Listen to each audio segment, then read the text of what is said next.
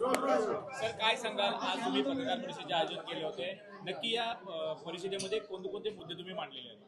आजच्या जे पत्रकार परिषद झाला त्याच्यामध्ये महत्त्वाचे आमचे पाण्याच्या अनुषंगाने की सध्या पाण्याचा साठा किती आहे, आपले नवीन प्रोजेक्ट्स जे शहरासाठी आपण प्लॅन करत आहे त्याच्यावर चर्चा झाली आणि शेवटी जे पावसाळ्यापूर्वी जी आपली तयारी असते त्याच्यावर चर्चा झाली. तर याच्यामध्ये पावसाळ्यापूर्वी तयारीबद्दल आम्ही डिटेल माहिती आज पत्रकार परिषदमध्ये दिलेली आहे. जे रुटीन काम्स आहे ते त्याच्यामध्ये चालू आहे. त्याच्याशिवाय जे महत्त्वाचा भाग म्हणजे की IIT बॉम्बे आणि नीरीनी जे रिपोर्ट दिला होता 2018-19 मध्ये, तर त्याच्यामध्ये काही उपाययोजना त्यांनी सांगितली होती. तर त्याच्या अनुषंगाने आमच्या काय प्लॅनिंग आहे त्याच्याबद्दल आपण माहिती दिली. एक होल्डिंग पॉन्ड मोठा एक स्ट्रक्चर आपला करण्याचा त्याच्यामध्ये एक प्लॅन आहे. तर त्याच्यासाठी पाठपुरावा अर्बन चॅलेंज फंडमध्ये, डिझास्टर मिटिगेशन फंड्समध्ये याच्या माध्यमातून आपण करत आहे. आपल्या शहरामध्ये सध्या कुठल्याही प्रकारची पाणी कपातची आवश्यकता नाही. पाण्याचा साठा किती आहे वेगवेगळ्या डॅम्समध्ये ते आपण शेअर केलेलं आहे.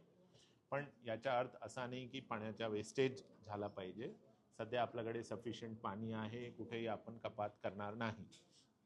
तिसरा विषय आपला जे सध्या आपण वेगवेगळे जे इन्फ्रास्ट्रक्चर प्रोजेक्ट्स, ज्याच्यामध्ये पाण्याचे प्रोजेक्ट्स असेल, त्याच्यामध्ये सुवरेजचे प्रोजेक्ट्स असेल, याच्यासाठी आपण वर्ल्ड बँकशी चर्चा करत आहे आणि वर्ल्ड बँकच्या माध्यमातून काही आपण ग्रँट त्याच्यामध्ये आपल्याला स्टेटकडनं मिळणार आहे. काही आपण अर्बन चॅलेंज फंड जे गव्हर्नमेंट ऑफ इंडियाचा प्रोग्राम आहे त्याच्यामध्ये आपण अप्लाय करणार आहे आणि काही आपण वर्ल्ड बँककडनं लोन लेण्याच्या सुद्धा आपली चर्चा चालू आहे. याच्यामध्ये वेगवेगळे प्रोजेक्ट्स आहे. हे प्रोजेक्ट्सचा बेसिक महत्त्व एवढाच आहे की पुढचे 10 वर्ष 15 वर्षाची जे रिक्वायरमेंट आहे शहराची ते लक्षात घेऊन आपल्याला आत्तापासून हे बडे इन्फ्रास्ट्रक्चर्स आपल्याला करण्याची आवश्यकता आहे. तर त्याच्यासाठी काय पद्धतीने प्रायव्हेट सेक्टरच्या इन्व्हेस्टमेंट आणि गव्हर्नमेंटची वेगवेगळी स्कीम्स आहेत त्याच्या फंड आपण एकत्रितरित्या इंटिग्रेटेड पद्धतीने घेऊन कसं प्लॅनिंग करणार आहे त्याच्यासाठी आपण वर्ल्ड बँकशी सुद्धा बोलत आहोत. तर वसई किल्ल्याबद्दल बोललो. हां, आपले शहरामध्ये मोठा एक ऐतिहासिक वारसा म्हणून आपल्याकडे वसई किल्ला आहे. त्याच्या एक जतन करणं महानगरपालिकाच्या आणि पूर्ण शहराची जबाबदारी आहे. तर त्याच्या अनुषंगाने आम्ही आर्किओलॉजिकल सर्वे ऑफ इंडियाशी आमची आज सकाळी बैठक झाली आणि त्याच्यामध्ये वेगवेगळे उपाययोजना कसा करता येईल, त्याच्यासाठी काही शॉर्ट टर्म असेल, काही लाँग टर्म असेल, तर त्याच्यासाठी चर्चा झालेली आहे. आर्किओलॉजिकल सर्वेचे काही नियम असतात, प्रोटेक्टेड मॉन्युमेंट्सचे इर्दगिर्द काही प्रकारचे कन्स्ट्रक्शन अलाउड आहे, काही नाही. तर ते सगळे एकत्रितरित्या प्लॅनिंग करून काय त्याच्यामध्ये जे अलाउड आहे त्याचा करण्याचा एक DPR आपण तयार करणार आहे आणि DPR मध्ये टप्प्याटप्प्याने आपण काम करणार आहे. NDRF आपण सगळ्यांना माहिती आहे की मागच्या वर्षी काही इमारत कोसळले होते MMR रिजनमध्ये आणि स्पेसिफिकली आपले कॉर्पोरेशन एरियामध्ये सुद्धा. तर याच्यामध्ये बेसिकली जे कॉन्सेप्ट असते गोल्डन आवरच्या की इमारत कोसळले तर इमिडिएट रिस्पॉन्स आपण दिले अर्धा तास 1 तासामध्ये तर त्याचा फार बेनिफिट होते आणि जसं जसं डिले होते तसं तसं परिस्थिती वाईट होते. तर याच्या अनुषंगाने आपल्याला NDRFची मदत तर मिळतच आहे, पण आपले फायर डिपार्टमेंटचे काही लोकांना 20-25 लोकांना आम्ही NDRFकडे ट्रेनिंगसाठी आता पाठवलेलं आहे. तिथे ते स्पेसिफिकली बिल्डिंग रेस्क्यूची ट्रेनिंग घेणार आहे. बिल्डिंग रेस्क्यूसाठी काही आवश्यक इक्विपमेंट जे पाहिजे ते आपण खरेदी करणार आहे.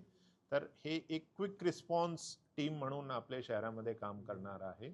डेडिकेटेड की कुठेही बिल्डिंग कोसळली तर हा टीम फर्स्ट रिस्पॉन्डर म्हणून काम करणार आहे आणि डेफिनेटली NDRFची टीम सुद्धा आपल्या सोबतच आहे, तेही मदत करणार आहे. पण आम्हाला असं वाटलं की स्पेशलाइज ट्रेनिंग घेऊन एक स्पेशलाइज युनिट आपल्याला तयार केली पाहिजे शहरामध्ये. तर त्याच्या अनुषंगाने त्यांची ट्रेनिंग आता NDRFकडे सुरू आहे. राडा रोड शहराच्या जे MMR रिजनमध्ये कन्स्ट्रक्शन डेब्री मोठ्या प्रमाणावर उत्पन्न होत आहे आणि त्याचा जे इम्पॅक्ट आहे ते वसई विरार कॉर्पोरेशनमध्ये सुद्धा दिसते आपल्याला की बरेचसे ठिकाणी इल्लीगल भूभराव होते, ज्याच्यामुळे एन्व्हायरमेंटचं नुकसान, कांदळवनचं नुकसान होते आणि सरकारी जमिनीवर इल्लीगल ऑक्युपेशनसुद्धा वाढत आहे. तर याच्या अनुषंगाने आम्ही धोरण तयार करण्याचा प्रोसेस तर चालू आहे, पण इमिडिएटली आम्ही एक मोबाईल पथक आता सुरू करत आहे, केलेली आहे 1-2 दिवसापासून. त्याच्यामध्ये वेगवेगळे डिपार्टमेंट म्हणजे पोलीस, कॉर्पोरेशन, रेव्हेन्यू, फॉरेस्ट आणि RTO असे सगळे एजन्सीजचे रिप्रेझेंटेटिव्ह ते मोबाईल पथकमध्ये राहणार आहे आणि they will inspect the spots पूर्ण शहरामध्ये कुठे कुठे असे इन्सिडेंट्स आहे आणि जे पण आवश्यक लीगल कारवाई आहे वेगवेगळे डिपार्टमेंट्सच्या मार्फत म्हणजे फॉरेस्टची काय कारवाई अपेक्षित आहे, त्याच्यामध्ये पोलीसची काय आहे, रेव्हेन्यूची काय, सो प्रत्येक डिपार्टमेंट आपले जे पण त्यांची नियमानुसार कारवाई आहे ते करणार आहे आणि it will be a integrated response. बरेच वेळेस थोडासा डिपार्टमेंटलिझममुळे ॲक्शन थोडासा डिले होते, तर ते डिले टाळण्यासाठी आम्ही हे मोबाईल पथक सुरू केलेलं आहे आणि त्याची एक व्यवस्थित पुढच्या आठवडे आम्ही एक उद्घाटन सुद्धा करणार आहे. पावसाळ्यापूर्वी किती नालेसफाई आणि झाली? किती पर्सेंटेज नालेसफाई झाली?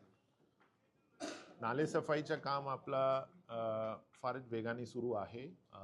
सरासरी आता 70% आपले नालेसफाई झालेली आहे. त्याच्यामध्ये आपण प्रायोरिटी असा ठरलेला आहे की जे पण फ्लडिंग स्पॉट्स आहे, दरवर्षी जे फ्लडिंग स्पॉट्स असतात तर ते नाले प्रायोरिटीने आपण सफाई केलेली आहे. तर आपण असं प्रायोरिटी ठरवून नाले सफाई करत आहे.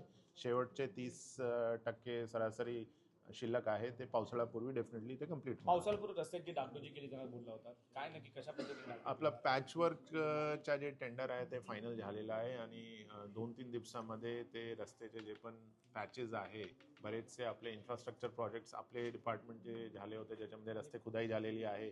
गुजरात गॅसचे गॅसच्या आपल्याला सगळ्यांना माहिती आहे की आपण त्यांना परवानगी फार ओपनली दिली होती, तर त्याच्यामुळे जिथे तिथे त्यांनी डिगिंग केलेलं आहे ते रस्त्यावर पॅचवर्कचं काम आता होणार आहे आणि हे पण पूर्ण पावसाळ्यापूर्वी डेफिनेटली हे कम्प्लीट होणार.